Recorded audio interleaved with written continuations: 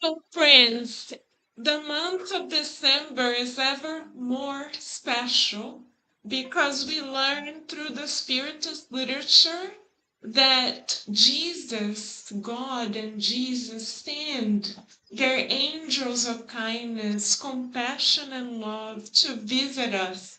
This is why everything feels more joyful, lighter. This is why we feel more inspired.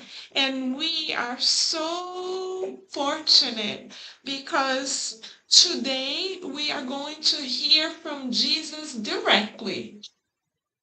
Mamma Mia, you may be asking how.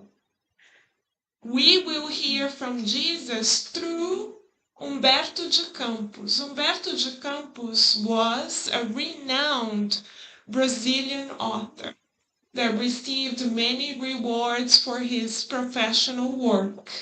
As he discarnated, he committed to no longer write to entertain, but write to enlighten, to inform us of the values that count through immortality. How did he do that? As he discarnated, he was invited to attend the school of the gospel. Did you know that in the spiritual realm it is possible for us to attend such a school? Humberto de Campos describes that as he attended the school, he was able to watch on a video system the actual recordings of Jesus' passages on earth. So it's like he had a TV, and for lack of a better term, and he was able to see Jesus firsthand. So he kindly for us selected 30 episodes of the life of Jesus that he literally observed and watched firsthand. And through the loving and kind mediumship of Chico Xavier, he brought these 30 episodes of Master Jesus's real life experiences in the book entitled Good News, in Portuguese, Boa Nova. And today we are so fortunate because we are going to study one of these real life accounts of Master Jesus. So this, beloved friends, is a true encounter with the Master. This is not a second-hand account. This is a first-hand account by Humberto de Campos. Are you ready? Jesus is coming, friends. If you would like to study more and know more about this marvelous treasure, our dear friend Vanessa did a study of the book Good News, that is available for us on Kardec Radio. So all you have to do is type Good News Kardec Radio on YouTube, and you will be able to spend 30 days with the Master, because our dear Vanessa studied every single chapter of Humberto de Campos' account. Today we are going to study one of them, and throughout the month of December we are going to study chapters of this very book, so that we feel the Master close to our hearts. Okay? So there he is, friends. We told you he would come, and here he is. The chapter begins with Master Jesus' gathering with his apostles, because it was habitual for Master Jesus to help others during the day and teach during the day, and then at night he would gather with his disciples, much like we are doing now, and he would talk to them. And often, much like we do, the disciples had very important questions. And as a loving and kind and gentle master, Master Jesus, of course, answered. And now we are so fortunate, because we will hear both the question and the answer together. So what was the question that evening that the disciples asked to Master Jesus? That evening, what they wanted to know was, what qualities should we cultivate inside of us so that we identify with the spiritual greatness of the message that you are bringing, dear Lord? How can we identify ourselves with your loving message? Is this a question we ask ourselves? Maybe. If we do, here's the answer. Master Jesus is such an amazing educator that he goes straight to the point. Ready for the answer from Jesus? The answer Jesus provides to the disciples and all of us is this: be faithful to God. Sounds like a big task, right? So we are going to break down this task together. First, we need to know, what is it to be faithful to God? Some of us are faithful to Kim Kardashian because we may follow her on Instagram, on Facebook, on YouTube. Some of us may be faithful to soccer players because we are crazy about soccer. But what does it mean to be faithful to God, actually? To be faithful to God is to follow God's laws. And the most central law of God is to love others as we love ourselves, to love God and love others, and to do to others what we would like to receive. So to be faithful to God involves making daily choices that benefit the general good rather than just ourselves. Let us meditate upon this as we move forward. Is it easy for us to think or prioritize the collective rather than ourselves? Not so much. Why? We want to know what the obstacle is towards this goal. Thankfully, in question 785 of the Spirit's book, Kardec asks the illuminated spirits working with the Christ what this obstacle is. Why is it that though we are reincarnated by the grace of God, it's hard for us to embrace God's proposal? Why? Kardec wanted to know. Thank you, Kardec, for asking, because we also want to know. And the answer by the illuminated spirits to Kardec and all of us is, it is selfishness and pride, self-interest. Because often when we do the math of our relationships, We say to ourselves, yeah, I will be friends with this person because they can help me later. I will be kind to the boss because they will give me a promotion. So that's self-interest. I'm not thinking of the general good. If I were kind to the boss, for example, because I wanted to be kind for the sake of being kind, fine. But if I'm being kind, doing the calculation in my head, thinking what I can get from it, self-interest. And that's what stops us from feeling this faithfulness to God. Because you and I reincarnated to reach out to others. Others are our bridge to God. But if every time I am in a relationship, I am calculating, oh, if I am nice to this person, they will give me something in return.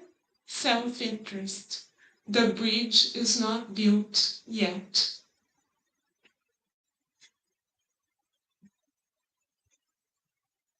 And then because Jesus knows that we tend to prioritize our self-interest in the level that we are on earth still, he tells the disciples that the pleasures of the world tend to demand a very high and painful price from us. So let us think about this. Many times we hear from our friends and colleagues, oh, let's go for a happy hour. If we are women, we are often invited to a girls' night out, right? Often we say, oh, we have done so much, we just need to relax. Or we think, I'm at my home, I can do whatever I want. Yes, we can because we have free will, absolutely 100%. But if we go out drinking, what are we actually doing to ourselves? We are paying a very high price. Why? Because we are damaging our physical body at a perispiritual level. We are leaving a scar in our perispiritual body that will carry on with us as we discarnate. And as we discarnate, we may take these perispiritual wounds to a new body, and we may not have a perfect physical constitution in our next life. Number one. Number two, when we go out drinking, we automatically connect with discarnate spirits who also like to drink.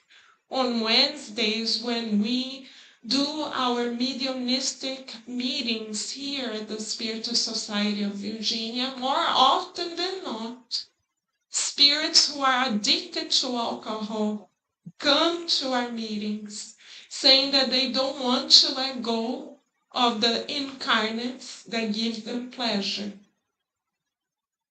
So we automatically connect with the spirits, and then we cannot simply shoo them away. Last Wednesday, when we were talking to one such spirit, they said, oh, but if we go, they will call us back. So it's a two-way road. We develop an addiction because we think that we deserve to relax. And then we connect like a plug to other spirits who are equally addicted. And this is why when we have, quote unquote, a glass of wine, let's say, often we say to ourselves, oh, I feel like having just one more. Then we say, that's it. No, just one more. No, just one more. Why? Because the spirits who are lining up to drink through us are the ones saying, drink more, drink more, drink more. And then we may discarnate as suicide spirits. because we lose our vitality every time we give in. So Master Jesus is right. The price is very, very high because we damage our physical body, damage our perispiritual body, may discarnate as a suicide spirit, and may incarnate with wounds that will be imprinted into our physical bodies. We may incarnate, for example, with a liver issue next time. So we need to think, friends, long term. These are Master Jesus' words from the book Good News, chapter 6. He is inviting us to think long term. So next time we feel like going to a happy hour, let's ask ourselves, what is this adding to my health? What is this adding to my mental health? What is this adding for my life through immortality? Is this constructive or destructive? This is something we can even tell our children and teens.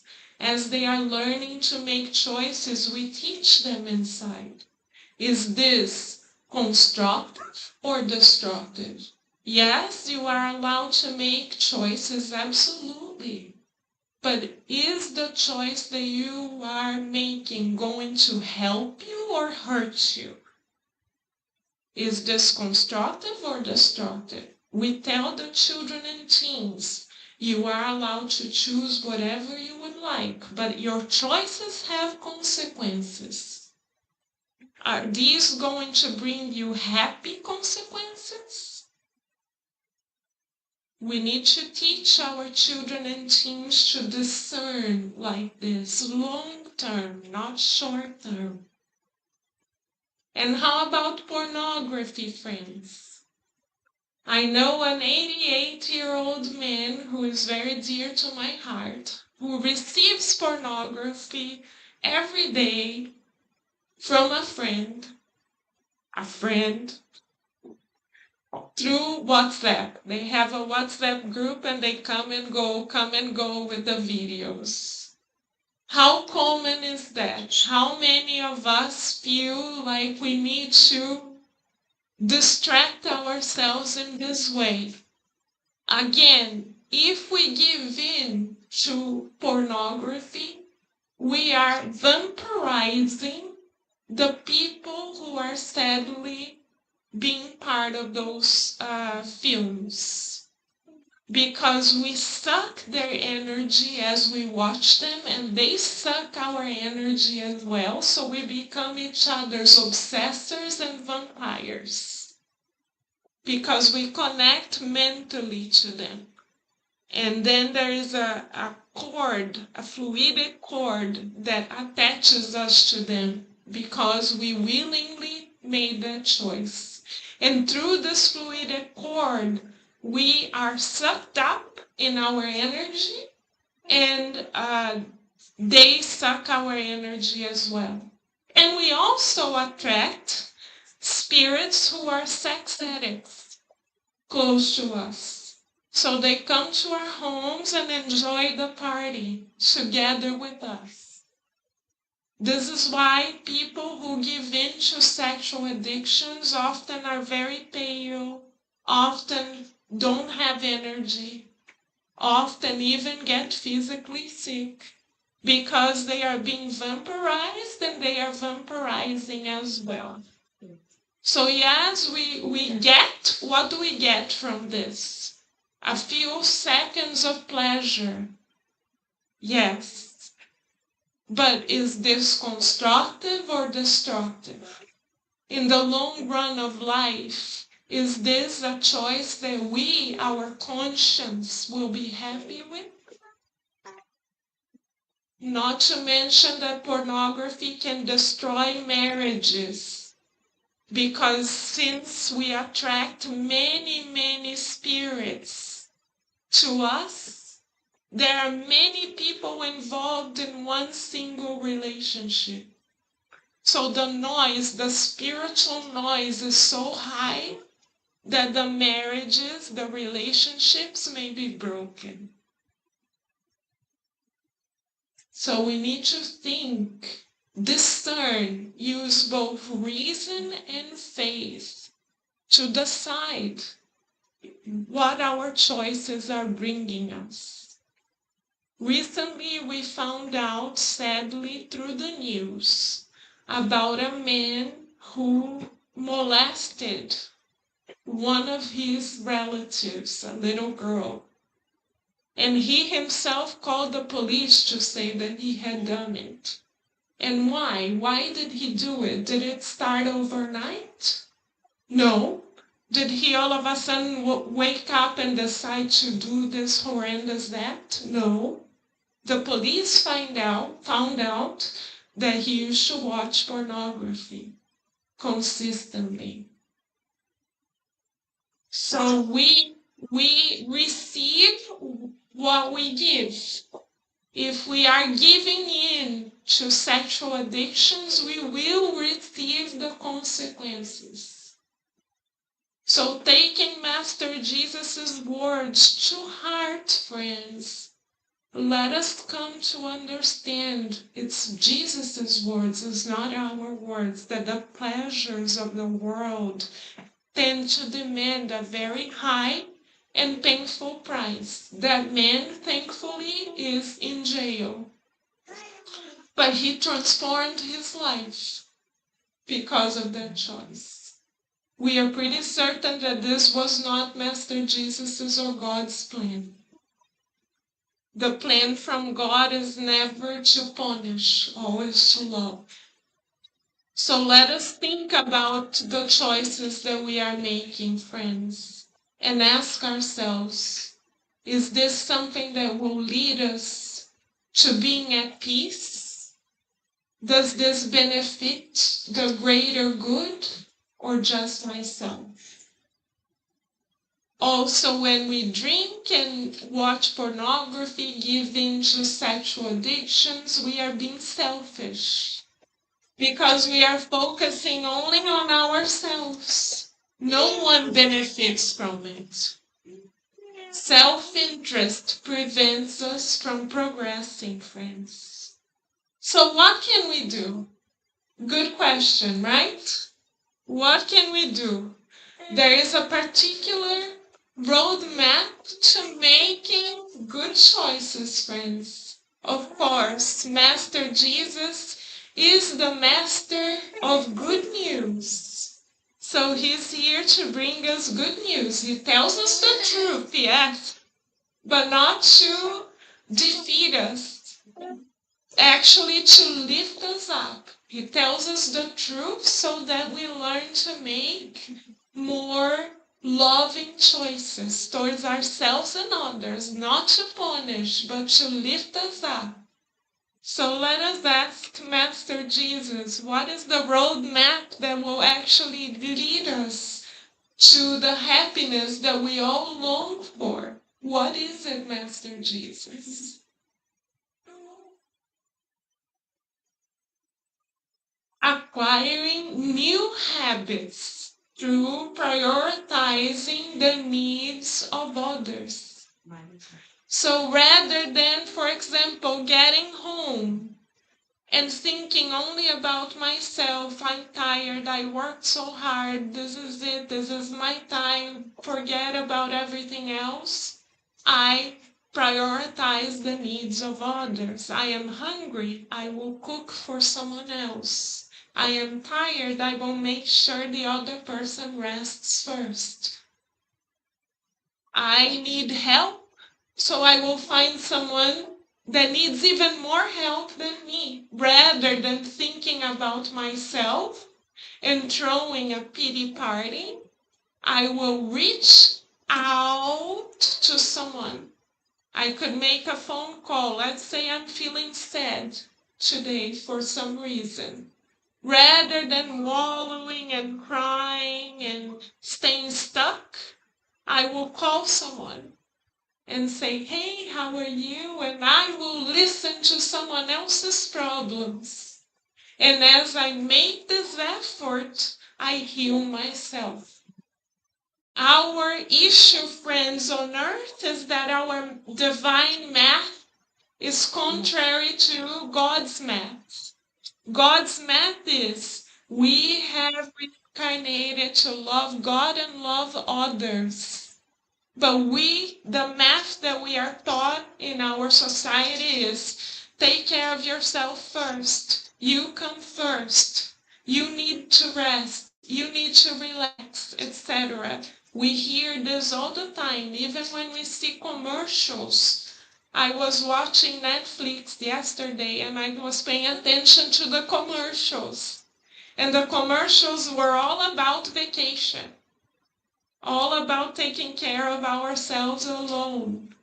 Not to say that vacations are wrong, but we have not reincarnated to fulfill our wings. We have reincarnated to reach out to one another.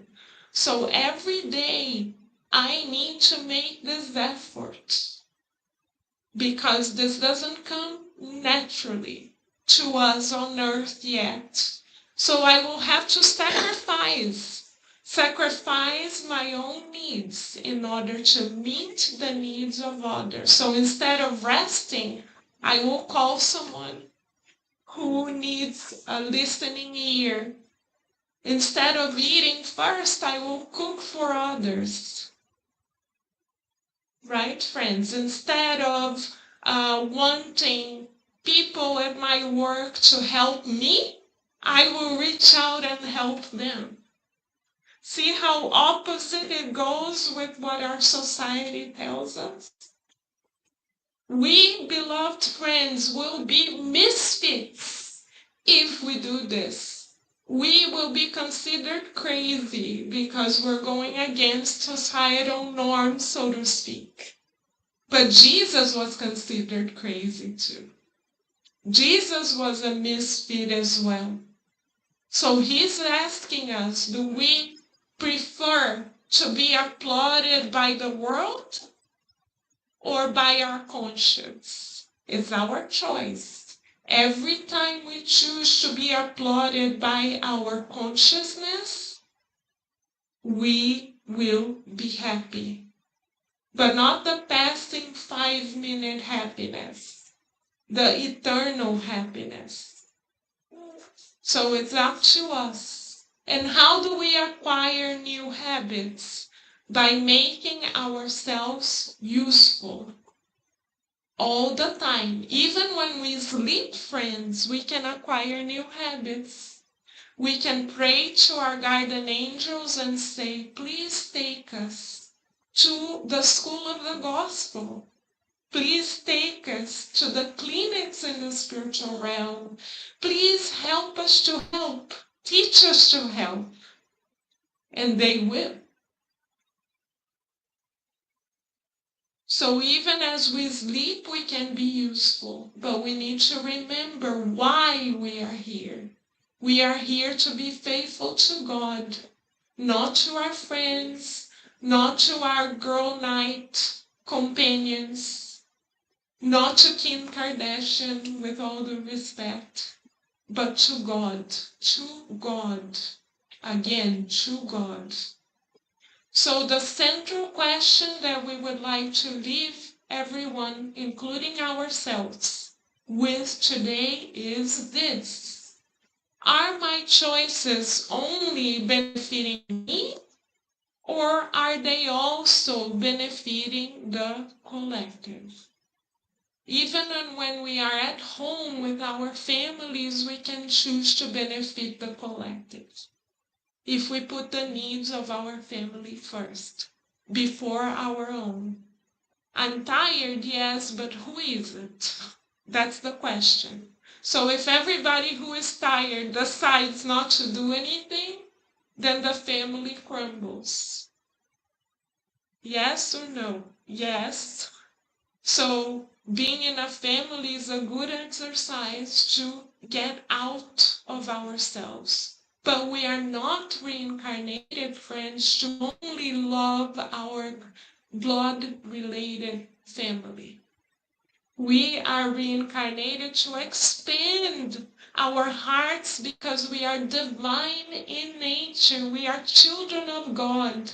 God didn't make us, create us just so we love five people. God is inviting us to expand our hearts. So every day, dear friends, let's have Jesus as a model and expand our hearts. It could be with a person who we buy coffee from. Actually see the person. It could be the person in an elevator. Talk to them. It could be our co-workers. Talk to them. It could be any person because everybody is a child of God. Let us expand our hearts. Let us make choices beginning from our feelings and thoughts that benefit others as well. Because we deserve to be happy. That's why. And the only way to be truly happy is when we do this. Because when we drink, when we watch pornography and etc., we may feel pleasure, yes, but we don't feel happy. So much so that we need to keep going back for more. We become dependent and not happy. Jesus' invitation is for us to become happy. And the pathway to happiness, the bridge to happiness is the other, reaching out to others. So let us allow Master Jesus to inspire us as we prepare ourselves for the next moment of our session today.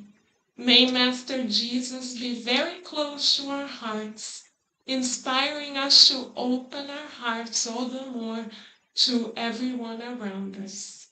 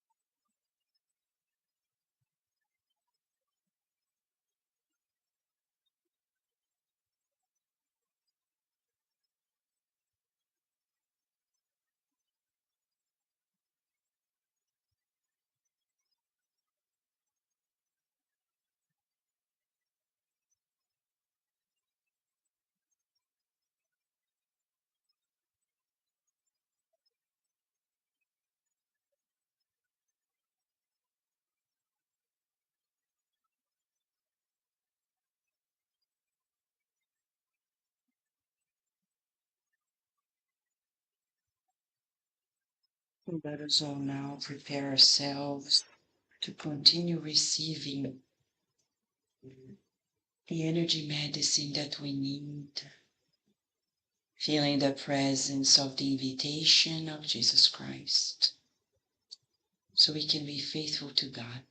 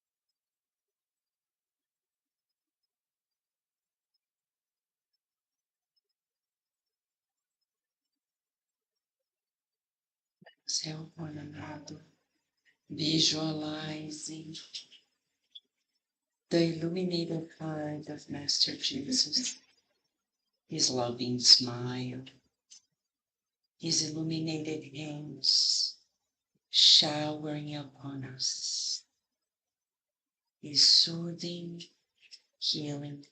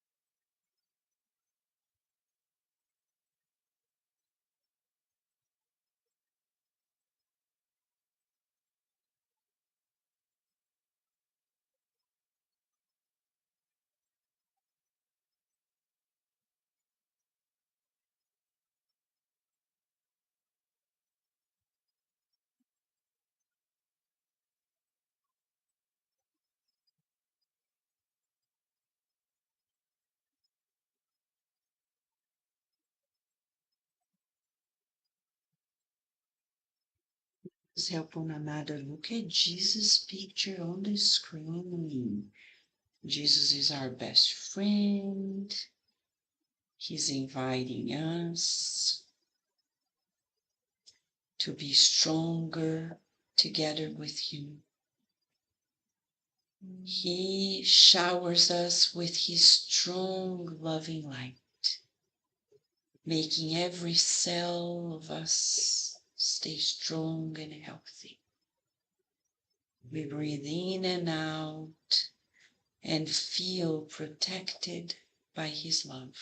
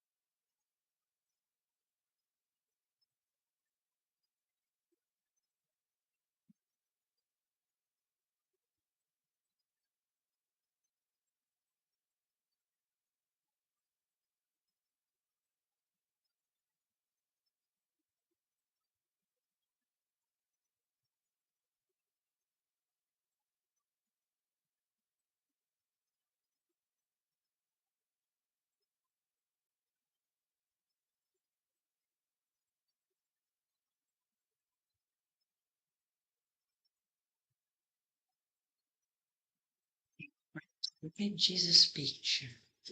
Wow. He has a lot of light, of love. Those who love have light, so let us visualize his light enveloping all of us, making us feel strong and protected. Let us feel Jesus' heart sharing his light of love, making us strong, working with God.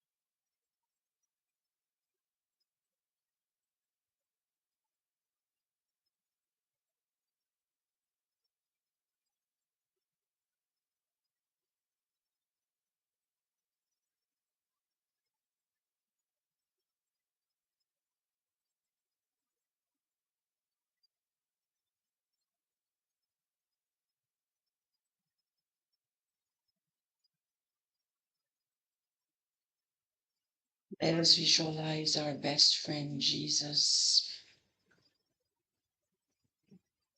and be grateful for his caring for all of us in the planet.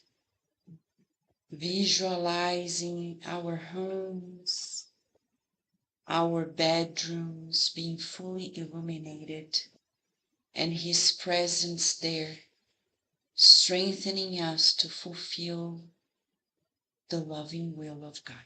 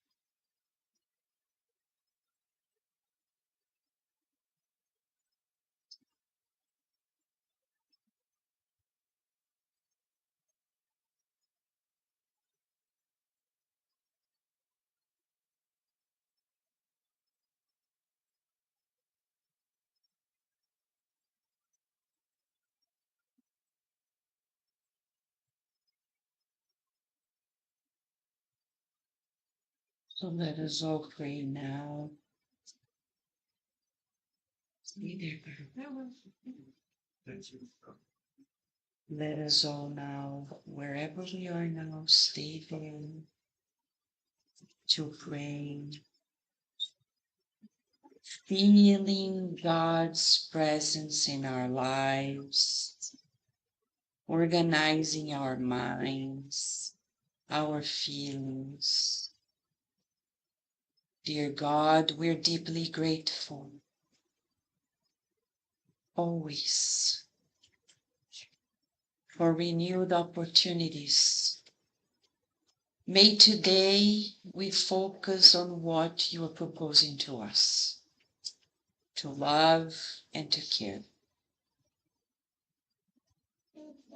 And may during this week we be more faithful to you than we've ever been, applying ourselves in our daily duties, transforming them into opportunities of light, so we are stronger for future commitments in this journey to your light in immortality. Deeply grateful, we ask for your permission to close this educational therapeutic service, and so be it. All right, friends. If you have any question, any comment, come talk to us, okay? We're not in a rush to go. We wish you a beautiful week and hope to see you next week. It's going to be very interesting. All right? Thank you, friends. Yeah. You're going to say no? Yeah.